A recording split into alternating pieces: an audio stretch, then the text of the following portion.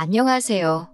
부끄러운 줄 모르는 신우와 경우 없는 어머님 때문에 시댁과 손절한 30대 여성이에요. 남편과는 동갑내기로 오랫동안 알고 지낸 사이입니다. 그러다 본격적으로 연인 사이가 된 건 같은 취미 활동을 시작하면서였어요. 저는 대학교에 다닐 때부터 사진 촬영을 좋아했는데 언젠가부터 남편도 사진 촬영에 흥미를 붙였는지 저에게 자주 연락을 해오기 시작했거든요. 그리고 이후로 천천히 서로 가까워지다가 자연스레 연인 사이로 발전했지요. 저희는 3년이란 시간을 만났는데 처음부터 결혼을 전제로 한 만남은 아니었던 터에 본격적으로 결혼 이야기가 나오기 전까지는 양가 왕래는 없었습니다. 서로 가족관계나 어디 사는지 정도는 알고 있었지만 연봉이 어떻게 되고 돈 관리는 어떻게 하고 그런 자세한 이야기는 나누지 않았고요. 이건 둘 다 개인주의 성향이 강했던 탓도 있었던 것 같아요. 그러다 남편이 저에게 정식으로 프로포즈를 해오고 제가 승낙을 하면서 소위 배경이라던가 조건들에 대한 대화를 갖기 시작했지요. 저는 광고대 행사에서 일하고 있었고 남편은 중고등학생들을 상대로 영어를 가르치는 강사였어요.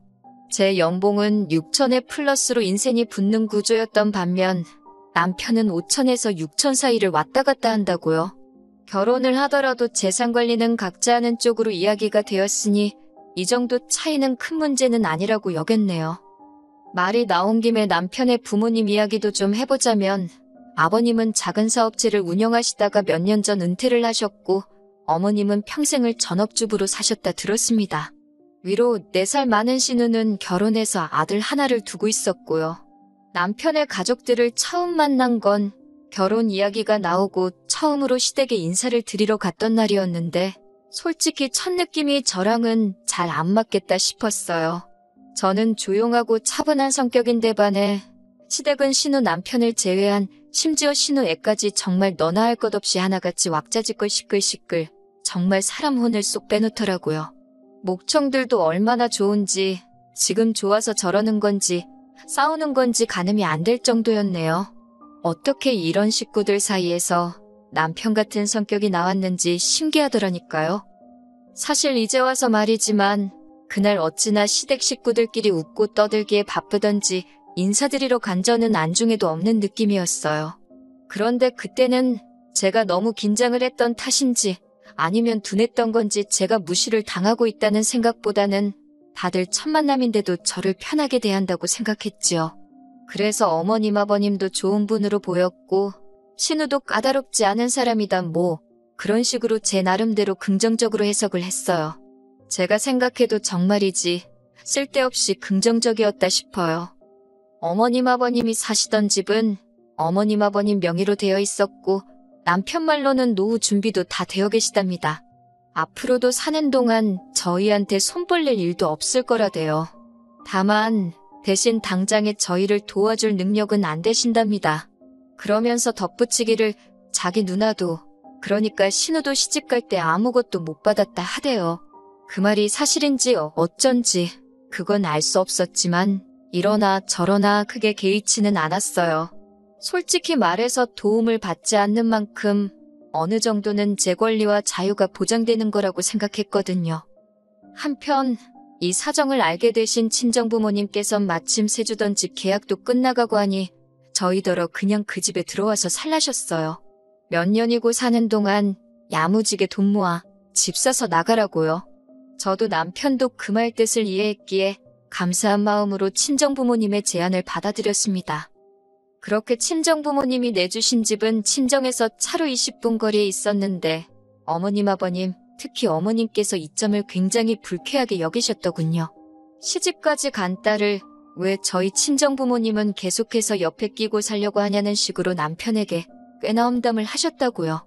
저는 이 이야기를 신혼여행에서 돌아온 후에야 남편을 통해 알게 되었습니다. 어이없고 황당하고 제가 그 소리를 듣고도 당신은 가만히 있었냐 따졌습니다. 그랬더니 남편이 기껏 한다는 소리가 어머님이 서운하니까 하신 말씀 아니었겠냐며 자기가 잘 달래드렸다대요. 그때 솔직히 아차 싶더군요.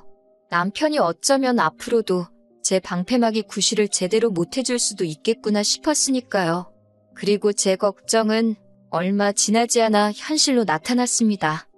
어머님 말씀대로라면 시집간 신우가 저희 시댁을 드나드는 건 있어서는 안 되는 일이었지요.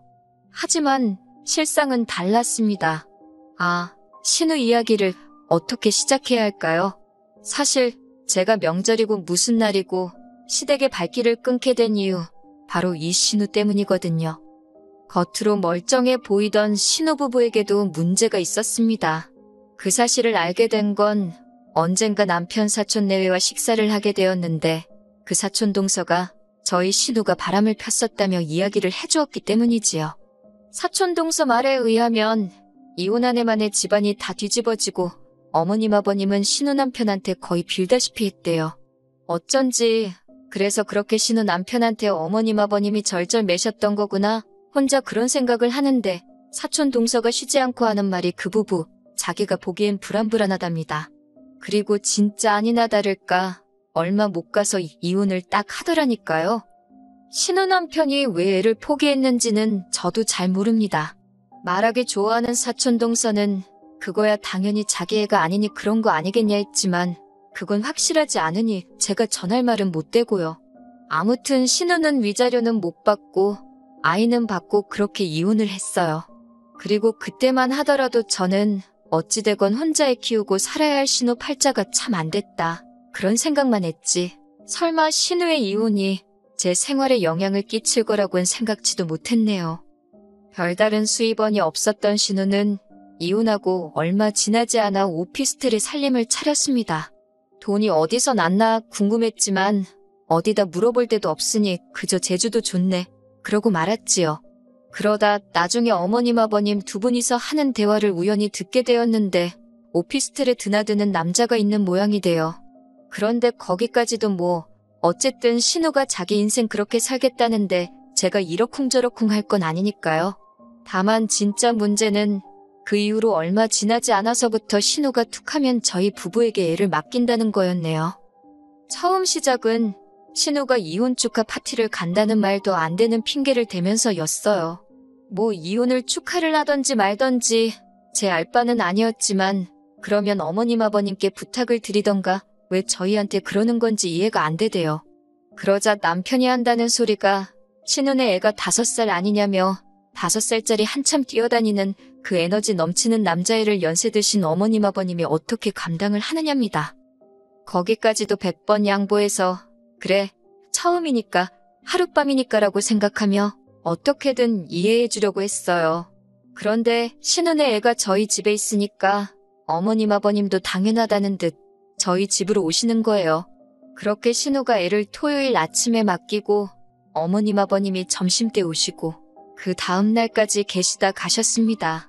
거기다 아버님은 당신 속이 안 좋다고 바깥 음식은 못 드신다 해서 저 졸지에 하루 종일 부엌에서 점심하고 왜 간식하고 저녁하고 이튿날 아침에 자고 있는데 어머님이 저더러 일어나서 아침 준비하라고 안방까지 들어와서 깨우시고 이때는 진짜 여러 가지로 열받아 죽는 줄 알았지요.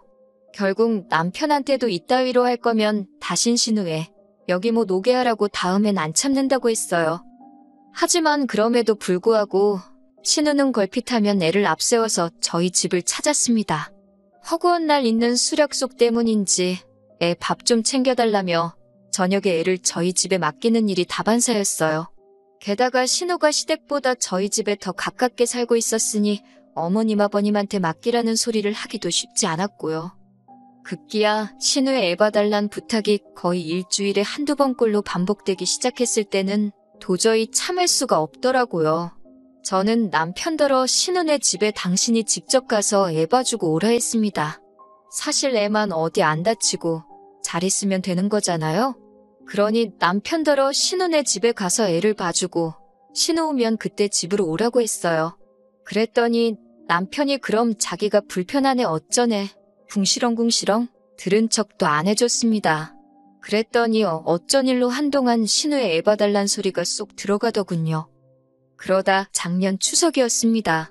사실 그건 신우한테 이래저래 당한 게 많다 보니 그 시기에는 더 이상 호락호락 당해주지 않겠다는 그런 투지로 불타오르고 있었어요. 하지만 동시에 어머님 아버님께 잘 보이고 싶은 마음이 있던 초보 며느리기도 했으니 무작정 제 뜻대로 할 수만도 없는 상황이었네요. 명절 하루 전 시댁에 도착해 어머님의 진두지휘 아래 음식을 시작했습니다. 반면 남편은 TV 앞에서 뒹구적 신선 노름이 따로 없더라고요. 그 꼴이 어찌나 꼴보기 싫은지 송편이라도 빚으라 했어요.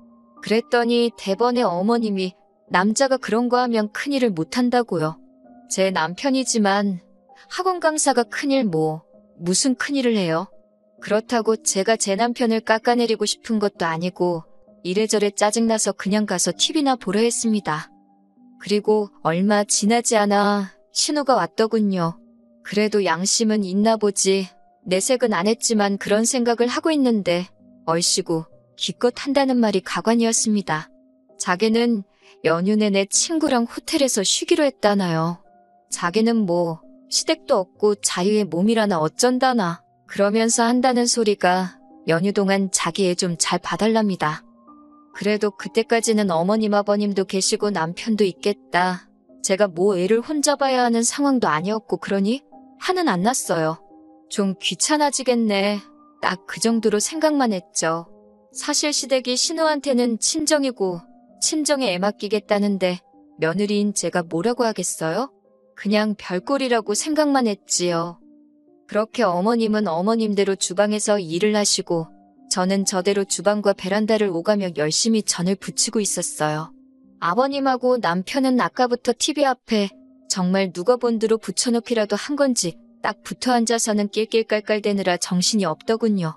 게다가 애는 애대로 여기저기 어지간히 뛰어다니는데 아무도 신경을 안 쓰는 거예요. 가뜩이나 어머님 아버님 댁에 화분도 많고 모서리 뾰족한 가구들도 많은데 결국 보다 못한 제가 남편더러 애 좀 보라고 했어요. 그러다 애 다치기라도 하면 어쩔 거냐고요. 그러니 또 이번에도 대번에 어머님이 하신다는 소리가 그러면 저더러 애를 업으랍니다. 순간 그 소리를 듣는데 진짜 짜증이 나서 지금 전 부치는데 애를 어떻게 업냐고 받아쳐버렸어요. 스스로 소리 안 지른 게 용하다 싶을 만큼 간신히 화를 삼켰다니까요. 그리고 그렇게 제가 제발 애 좀 보라 해도 아버님이고 남편이고 들은 척도 안 하더니 기어이 일이 벌어졌습니다. 한참 전 부치느라 정신이 없는데 어디서 갑자기 빽하고 애우는 소리가 들리는 거예요.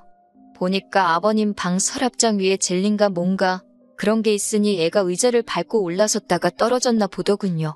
애를 안아드니 뒤통수에 혹이 올라오는 것처럼 붓는 것 같고 애는 자지러지게 울고 아주 난리가 났었지요. 결국 급한 대로 남편 차로 애를 데리고 집 근처의 가장 큰 병원으로 향했습니다. 병원에 도착해 혹시 모르니 사진을 찍어보자 해서 엑스레이도 찍었고요. 다행히 결과는 괜찮다고 어디 금가고 그런 건 아니라 하대요. 그렇게 집으로 애를 데려왔고 얼마 지나지 않아 신우가 왔습니다. 어찌됐건 신우 자식이니 어머님이든 남편이든 누가 됐건 연락을 한 거겠지요. 그런데 신우가 씩씩거리더니 다짜고짜 저한테 언성을 높였습니다. 저더러 애 안 보고 뭐 했냐고요? 어처구니가 없어서 지금 무슨 소리를 하는 거냐니까 자기가 애 잘 부탁한다 하지 않았냐고. 그런데 애 하나를 못 봐서 애 머리에 저렇게 혹이 나게 하냐? 저러다 우리 애 멍청해지면 네가 책임질 거냐? 아주 무슨 근거도 없는 헛소리를 어찌나 고래고래 짓거리는지 진짜 말 그대로 제 뇌가 다 울리는 것 같더라니까요. 듣다 못한 제가 이 집에 나만 있었냐고 어머님도 계셨고 아버님하고 남편도 있었는데 왜 나한테 그러냐고 받아쳤습니다. 그러자 어머님이 옆에서 기껏 하신다는 소리가 그러게 당신이 저더러 애 좀 업으라고 하지 않았냐입니다. 그리고 아버님이나 남편은 남자들인데 남자가 어떻게 애를 보냐고 그래요? 아니야 하는 일 없이 저 앉아가지고 TV는 1시간이고 2시간이고 잘만 보더만 자기 손자이자 조카인 애 하나를 못 본다는 게 말이 되나요? 어머님의 말씀에 신우는 더 기세등등해서는 저더러 피해보상을 하랍니다. 애 지능검사도 해봐야 되고 애가 놀랐을 테니 무슨 심리상담도 받아보게 해야겠다면서 열받은 제가 아주 자식 가지고 장사를 하려 드네. 그래버렸어요. 요새는 자식 앞세워서 동냥하는 방법도 가지가지라고요. 그랬더니 신우가 진짜 미친 엑스마냥 날뛰기 시작했습니다. 저더러 손윗사람한테 말하는 싸가지 좀 보라며 죄송하다고 사과를 해도 봐줄까 말깐데 그러더니 손희 씨 누이가 낳은 애니까 사열도 저보다 위인 거 모르냐고 그래요.